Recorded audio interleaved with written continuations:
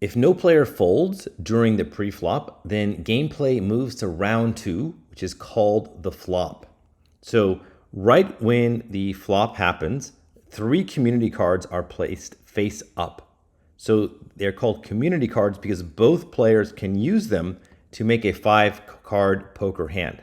So this 5-card poker hand is not at all important right now. We will discuss it at the end if there is a showdown. So when both players have to flip over their cards and determine who has the best hand. All right, so but just keep that in mind that both players can use each of these 3 cards. Okay, so the action begins with the player who is not the dealer, and that's going to be the case for all rounds except the first one.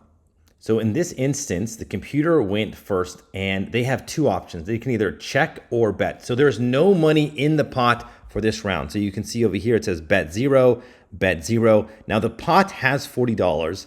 That is the accumulation of the money bet during the pre-flop. So what happened, we didn't see this because these are just static images, is that someone must have raised to $20 and then the other opponent matched that raise of 20. So each has $20 in the pot for a total of 40. Now, so during round 2, the bets reset for that round. So if there's no money in the pot, that means you can't call, you can check. So you can stay in without doing anything, without adding anything to the pot. So this is one time where you don't have to add any money to the pot and you can stay in it. And that's at the beginning of each round. So here the computer checks. They could have bet, okay? So they could have bet one bet size. They could have added $10 to the pot and forced the human to either match that $10 or fold. So in this case, the computer checks and then the action moves down to the human. So remember, both players get a chance to act each round.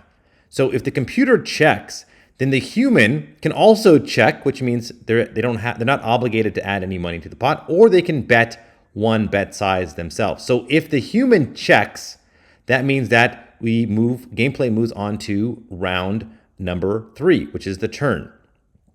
Okay, so if the human bets 10, then gameplay moves back to the computer, and they have to either match that, which means to call 10, or fold, or even raise. Which then action will be brought back to the human if there is a raise. So let's just say, for instance, the human bets 10, then the computer can call, which just means to match that 10 and then move on to the next round. So after a call, that means the round is over and we move on to the next round. Of course, the computer can always fold and just exit the hand. Okay, so that is the action for round 2, which is called the flop.